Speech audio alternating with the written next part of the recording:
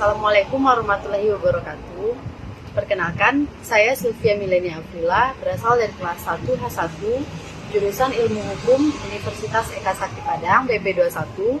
Saya akan menjelaskan mengenai fungsi hukum dalam bermasyarakat.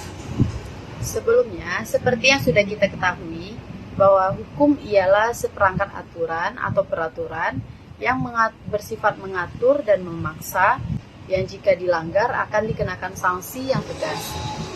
Maka, hukum bertujuan untuk menjamin adanya kepastian hukum bagi setiap kehidupan bermasyarakat yang mana bersemikan pada keadilan.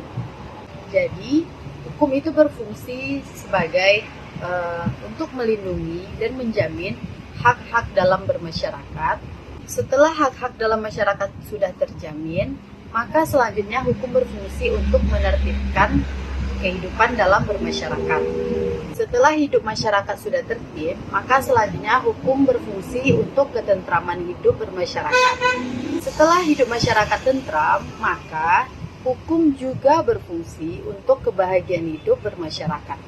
Dan yang terakhir, hukum berfungsi untuk kemanfaatan dan keadilan dalam kehidupan bermasyarakat. Nah, selanjutnya saya akan membacakan fungsi hukum menurut beberapa para ahli. Yang pertama, fungsi hukum menurut Bapak Sudikno Mertokusumo, yang mana hukum berfungsi sebagai perlindungan kepentingan manusia. Agar kepentingan-kepentingannya terlindungi, maka hukum seyogyanya dilaksanakan secara nyata. Nah, yang kedua, menurut Lambertus Johannes van Apeldoorn, hukum berfungsi sebagai pengatur pergaulan hidup secara damai.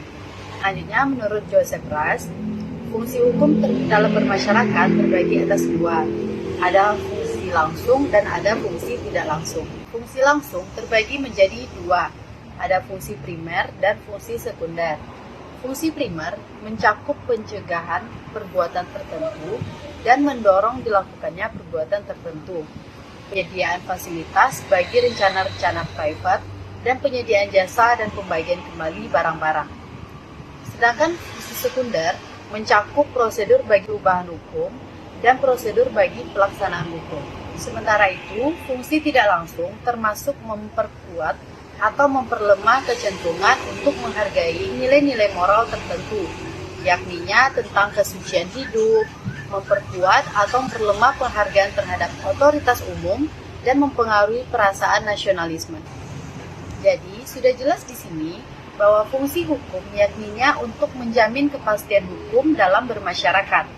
Selain itu, hukum mencegah agar manusia tidak menjadi hakim untuk dirinya sendiri, karena tiap perkara harus diselesaikan melalui proses pengadilan dengan perantara hakim yang berdasarkan kepada ketentuan hukum yang berlaku di dalam masyarakat. Sekian penjelasan singkat saya mengenai fungsi hukum dalam bermasyarakat. Semoga bermanfaat. Lebih dan kurangnya mohon dimaafkan. Wassalamualaikum warahmatullahi wabarakatuh.